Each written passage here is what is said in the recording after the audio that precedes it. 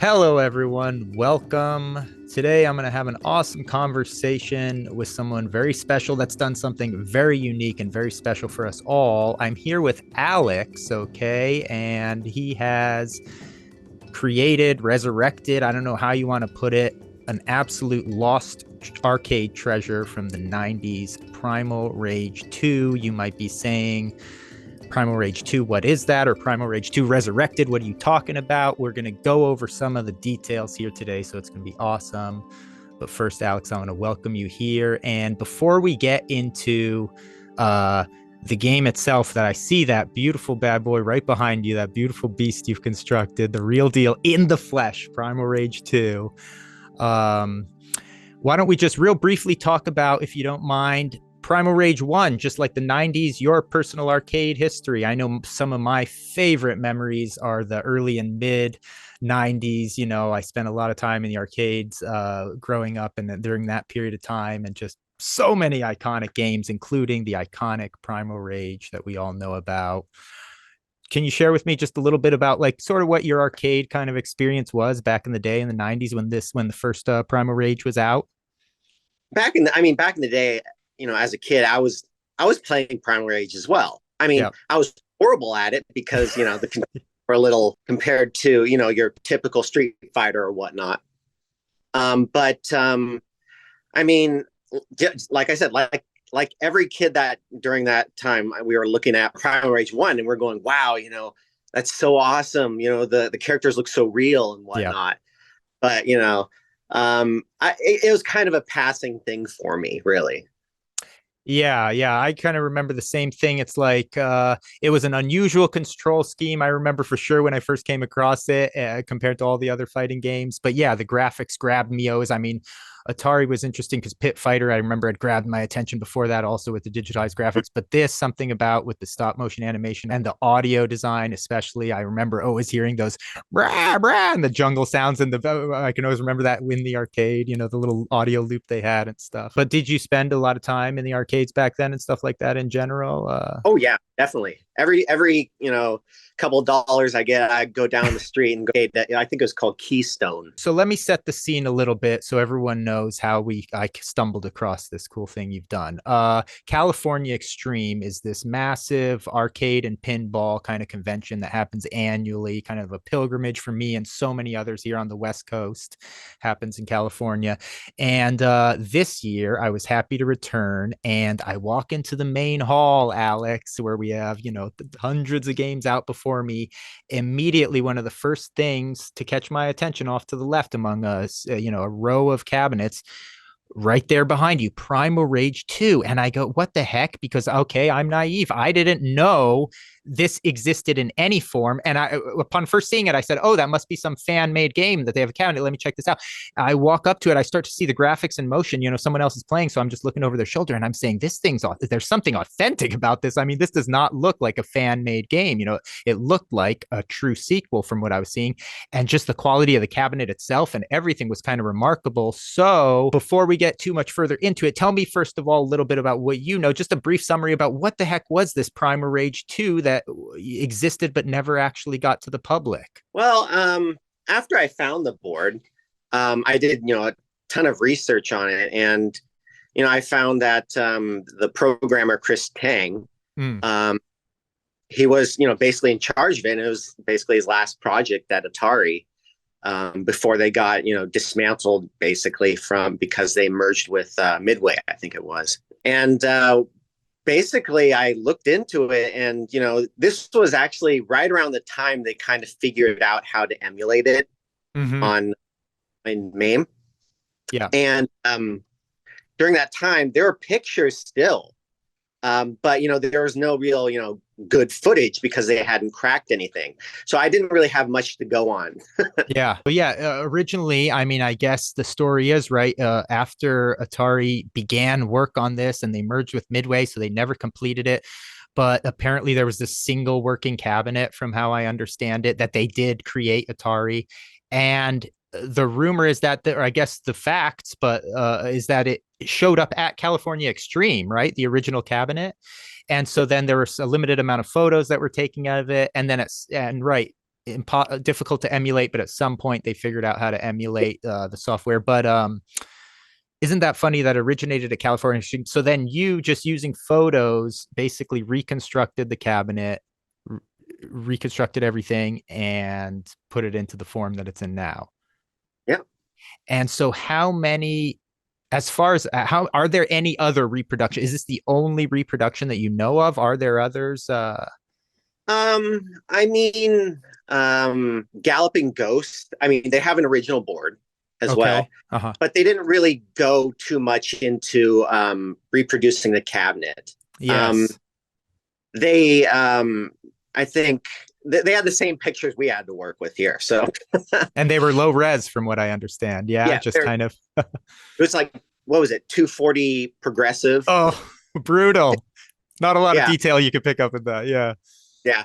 But other than that, no. I mean, I've had people ask for, the side art, Yeah. to send it to them. And I'm like, I'll be happy to give it to you for free if you have an original board. Yeah. So now hold on. Did you say you have an emulation working in that, or you have you got one of the original This is the original board. you have an original board in Yeah. there? Wow. Unbelievably cool. Yeah, talking about the side art, talking about the details of the cabinet and how you constructed this from 240p resolution photos is remarkable. And I'm showing some of the stuff now, Alex, so because I got some high res photos of this thing at the show. That's the thing that stood out to me. And I've seen the Galloping Ghost cabinet. It does it. It's pale in comparison to this. I mean, when I was looking at this, from the copyright of Atari to just the side art, the T molding, everything about this looks so authentic. I was certain this was a real Atari cabinet, which it essentially is, I guess. I mean, I don't see how someone couldn't just say, especially with the board in there, that this is basically the only known true Primal Rage II cabinet on Earth, basically. Earth, URTH. Well, as far as I think one other person has the original cabinet. Yeah. It must be a little bit of a recluse because they've never brought it out in public again since that very initial time. Tell me, did you have any challenges with the board itself then? I mean, and the software? I know there was a little message on the thing that said, like what you might come across some bugs or something like this. When I actually got it, finally I got a chance, I think on day 2 to play it because there was always someone playing on this thing. I'm just kind of circling past it looking. I finally got a chance to play. I had a lot of fun with it. I did like the game and I didn't come across any bugs or anything. I mean, it played fluid and solid for me. I didn't have a problem at all. Was there anything you had to deal with or tweak or anything, or was it pretty functional? Well, I mean, or is there anything in there that you've noticed? Like, are there gaping holes? Like when you arrive at some part of the game, it's incomplete or anything like that? Or is it pretty much like a fully functioning game? I mean, it's a fully functioning game. It's just it has basically let's say no fine tuning. Yeah, uh-huh. It's kind of like releasing, Street Fighter and saying, well, we don't know what the moves are going to be, and we don't know how much damage they're going to do to each. It's kind Okay, interesting. they had very little beta testing. Yeah. And I think they only did 1 or 2 beta tests. Yeah. So there's And not a lot of balance in the gameplay, I no, imagine. horrible. Yeah. Yeah, just to see, I mean, the fact, like you said, there's balance issues and this and that, or maybe some, but whatever, maybe some of the animations are like a little bit shorter than it would be, little details, but overall, just to see the stages intact and the characters there and everything, it's like such a treat to play it, Definitely. even in my limited time. So can you actually go through though and complete the whole game then? Is there an Yeah. entire game there? And then is there any kind of like endings also that Yes. interesting. So the story is all there and everything and art and stuff like that. Wow, it must be so cool to do full playthrough. As for any challenges to get this working, it was actually quite a big challenge. In the beginning, when I got it, I just got this big board. I'll show you pictures of the board in a bit, or Oh, I'll excellent. bring you over there. Awesome. But the problem was, it was a development board. Okay. It was um, the more known ones that I've seen pictures of. It was like this was being used to actually develop it, or beta test it or something like that. And we had to figure out how to get it working on the original software, Yeah. because we didn't have any video out of it at all, nothing. Yeah. So I found a person to help me with that, and he converted it so it's looking at the security chip that's for the development kits instead of the original one it's looking for. This is all very kind of confusing, but I love to hear the details.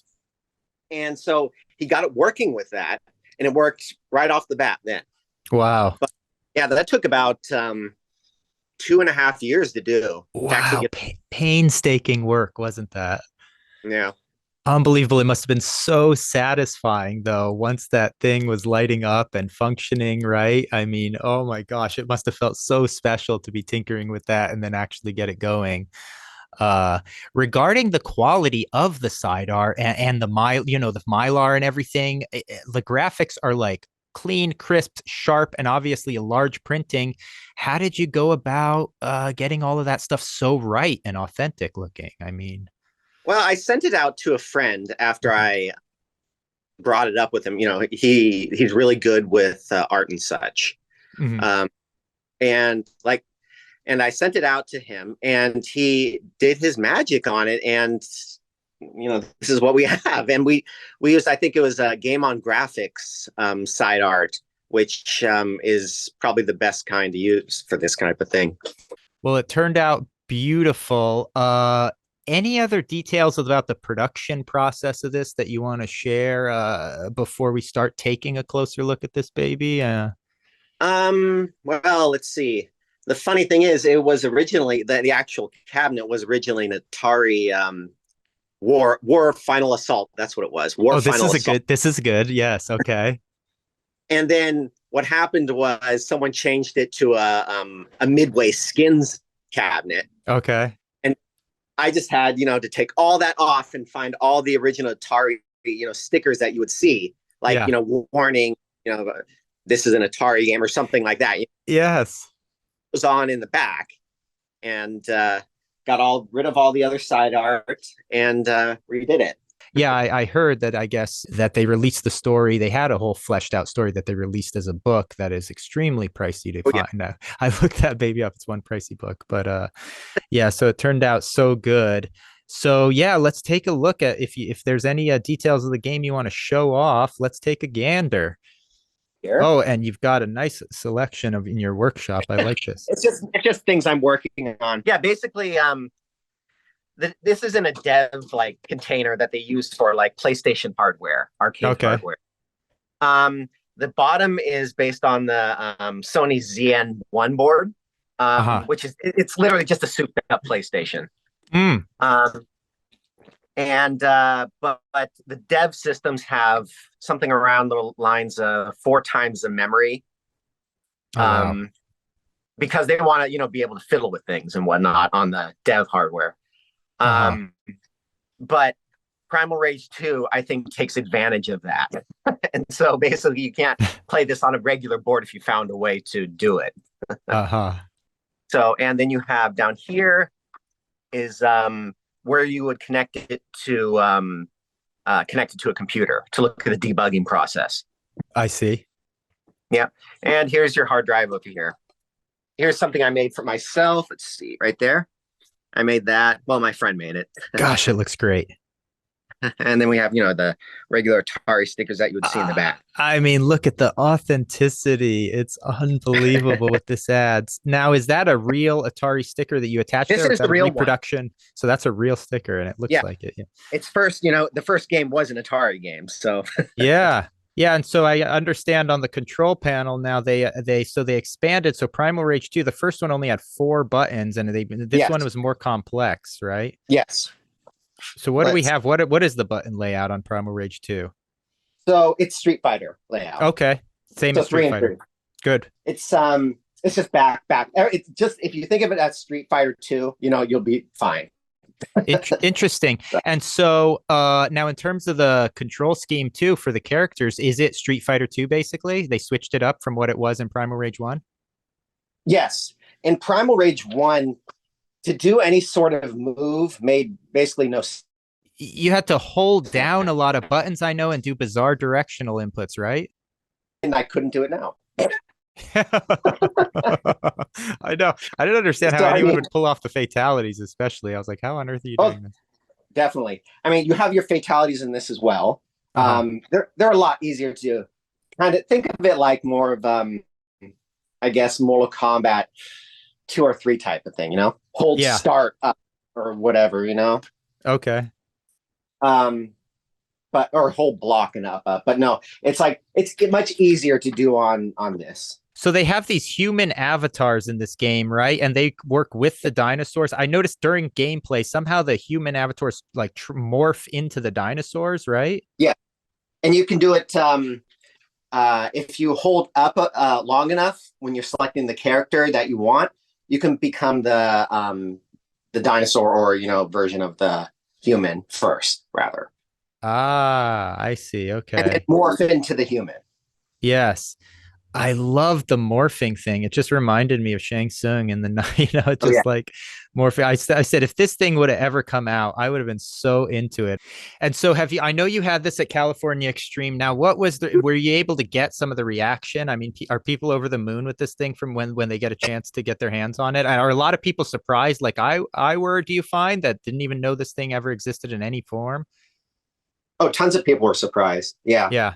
Um, I had the basic, I never knew this existed. I Yeah. was a fan of Rage 1, and this Yeah. is completely different Yeah. to, I heard it existed, but, I don't know how to emulate. I don't know how to use computers. Yeah. Um, I've been to the Galloping Ghost one. Okay. Yeah, right, right. Yeah. That's what happened. I did a little bit as soon as I saw this thing the first night of California Extreme. I couldn't stop thinking about it, and then I never got a chance to play because people were always playing on it, and I was kind of circling around. I go up to the hotel and I started doing research because I said this is something. I mean, this thing looks authentic, and then that's when I learned about the Galloping Ghost and all this. But as I said, it pales in comparison to this. This 100% looks like the real deal. Have you been able to bring this to the public in any way other than California Extreme? And was this the first time that you brought it to the public? It was the first time I brought it to the public. Yeah, I'm When working did you on this for finish it, by the way? probably 2 or 3 weeks before Wow. California Stream. Yeah, So California Extreme was the debut of this unit right here. yeah. Oh my gosh, I feel so fortunate to have gotten to play it. It was really a thrill. Do you think you'll bring it back in the future or to any other shows? What do you think? Oh, sure. I mean, I bring 1 or 2 arcade games a year to California Extreme, so yeah, I'll definitely bring this. Oh, it's so awesome. I just want to thank you. I mean, this is one of my favorite things. It's one thing to like, read about and, games that were lost for whatever reason or never completed or this and that in development, but then to actually have it just brought back to life, especially when it's an arcade cabinet for me, having the tactile thing there, just the physical form of this thing is so special. And like I Yeah. said, the authenticity, the work that you and your team, your partners have put into this. Oh yeah, tilt down a little bit. Let's see that awesome rage, right? Yeah. So sick. And there you see some of the humans down there worshiping. And the backgrounds, I think they do some scaling as well, don't they? In the back, yes, there's some scaling in the backgrounds as well. I mean, I think the only thing that I could never get working in the game that I Yeah. remember from the first one was eating humans. Oh yeah. So you haven't been able to munch down on any humans yet. I know it's in there somewhere, but I don't know if they actually implemented it. Oh, dang. It is so cool. It is too cool. Yeah, so it has the character profiles and their background stories that pop up. So it really is an intact game. I mean, it's amazing how far they got. Why on earth, I wonder, would they had not, Midway not have somehow pushed this thing through to completion, I wonder, and release? Well, I can tell you why. Okay. When they were bought by Midway, they looked at this game and then they said, "Well, this looks way too much like Mortal Kombat, so we don't want to compete against ourselves, basically." So Oh, I see. Because it was Midway. Yeah. Midway didn't want to cannibalize their own product, you're thinking. I think Atari, before they were bought out, they asked Midway, "Hey, can we use your characters in the game?" And like Sub-Zero or something like that. And Yeah. they said no way, and then they were bought out and they can't. Oh, interesting. So Atari reached out, you're saying, and they wanted to incorporate some of the Mortal Kombat characters into Yep. this? I think it was when, like, during, the process of buying out. So they're, Oh my gosh, that would have been an insanely cool crossover. yeah, That could have been so amazing. yeah. So, what do you think about the legacy of Primal Rage? I mean, are you surprised that this hasn't been remade in any form? What are your thoughts on that? Why we haven't ever seen a two or a three or some other, version of a reboot? I mean, yes and no. Um, Basically, during that time, Atari was not owned by Atari; it was owned by a different company. Yeah. And what happened was, Atari got, placed around. The copyrights are all over the place, and no one knows who owns what, basically. So Okay. let's say it's just in copyright limbo. I mean, as to who owns this right now, I have no idea. Interesting. Wow. So that's the problem. A person can't just say, hey, remember you're going to release this game. Do you still have the source code for it? So we Right. can actually finish it. Yeah, it'd be interesting. Somewhere in a warehouse, somewhere, there's probably a couple of boxes filled with some interesting components left Oh, over from this development thing, right? I really appreciate the tour and you talking to us. Are you going to be going to California Extreme next year? I assume you are. oh, definitely. Yeah, definitely. Yeah, I got to shake your hand in person when I see you next year at California Extreme. Maybe we can hook up and stuff. And I'm definitely looking forward to playing this baby again if you're able to bring it out. Oh, So sure. grateful to you for bringing this out to California Extreme, letting so many people get their hands on it. It's like an unbelievable treasure, a real highlight for me. Hopefully, some other people see this now and they'll get excited about it. So, Primal Rage, everyone, it lives on thanks to dedicated people like Alex and everyone he's working with. And it's a treasure. We'll keep your eyes open at these shows. You never know what kind of lost arcade treasure you're going to stumble across. So thank you very much, Alex, for talking. Okay, hopefully I'll see you again soon. Thank you for having me.